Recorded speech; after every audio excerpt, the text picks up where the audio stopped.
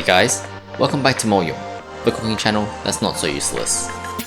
It's been God knows how many weeks since lockdown started. And sometimes I do have an itch for some of my usual cafe food. So why don't I try to relieve some of that itch by making a very simple bruschetta. Well, technically, it's a Caprese Bruschetta, but anyhow, it's fresh, it's vibrant, and it just tastes real good. And it's great served as an appetizer, or just a light meal to start the day. So it's quite simple to make, and the only real cooking you need to do is with the Balsamic Reduction, which is a great condiment to drizzle over things like salads, and I don't know, maybe a bruschetta.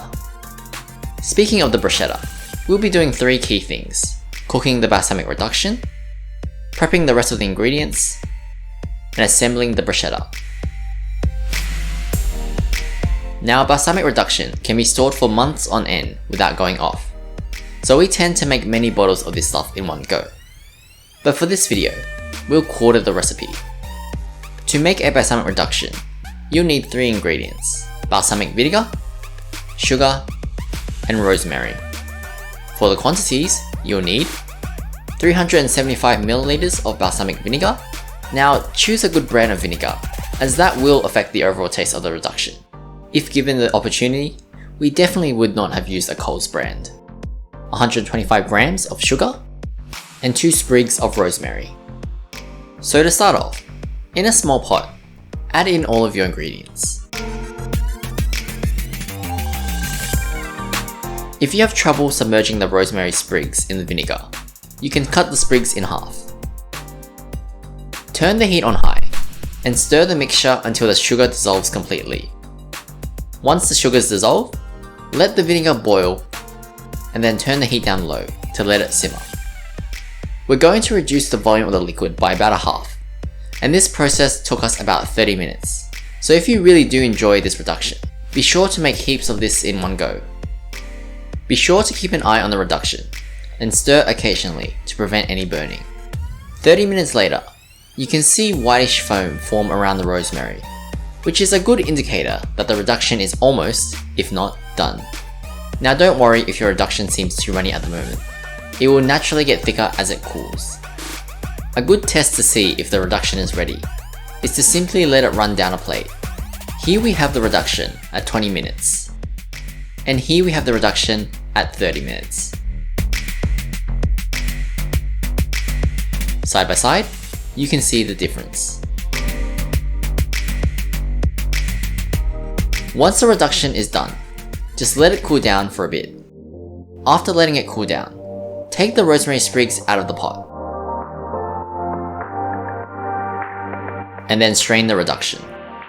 In the end, we had about 180 ml, just a bit under half of our original amount. Then just store it in a container, or use a squeeze bottle to make it easier to drizzle with. And there we have it, a simple balsamic reduction. Typically, a basic bruschetta will have tomatoes, basil, olive oil, garlic, and salt on a rustic Italian bread. Now to be honest, you can add whatever you want alongside those ingredients. At least for us, we like to make a Caprese Bruschetta, and these are the ingredients we use: sourdough bread, extra virgin olive oil, black pepper, of course our balsamic reduction, salt, red onion, Bocconcini cheese, basil pesto, Roma tomatoes, and basil. So we'll start off by cutting some thick slices of sourdough bread. We like to cut it diagonally to get some bigger cuts. Then cut slices of Roma tomato.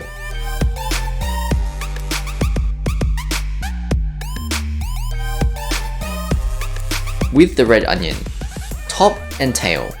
And then we're going to cut it in half, since we don't really need that much red onion to begin with. Then, we slice the onion thinly lengthwise, from stem to root, to get that nice crescent moon slice. After that, we thinly chop the basil as well. Lastly, slice the Bocconcini cheese. And with that, all of your ingredients are done. So before we start assembling, you'll want to toast your bread.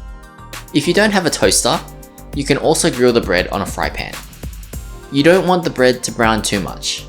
At best, leave it at a golden brown so that it's crisp on the outside but still retains some fluffiness on the inside. Moving on to the assembly. Start off by spreading the basil pesto onto the sourdough. We're using a pre-made basil pesto as a substitute for the garlic spread traditional bruschettas would use. Then using the end piece of the Bocconcini cheese to prop up the first tomato slice. Start layering the tomato and cheese slices. Then, sprinkle some of the red onion and chopped basil. Let's see a close-up of that again.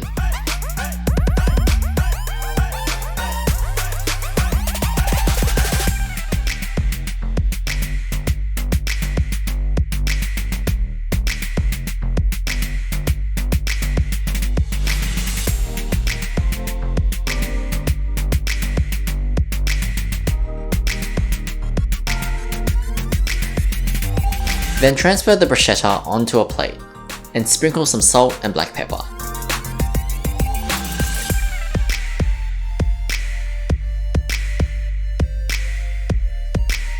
Drizzle with the Balsamic Reduction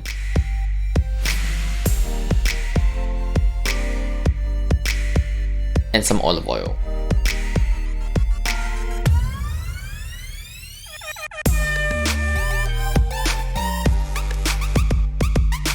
And then top it off with a basil garnish. And your Caprese Bruschetta is done. So guys, that was my family's recipe for a Caprese Bruschetta. I hope you all enjoyed this video, and if you ever get the chance to make this at home, be sure to tell us how it goes. And if you want to see any of our future videos, be sure to subscribe. See ya.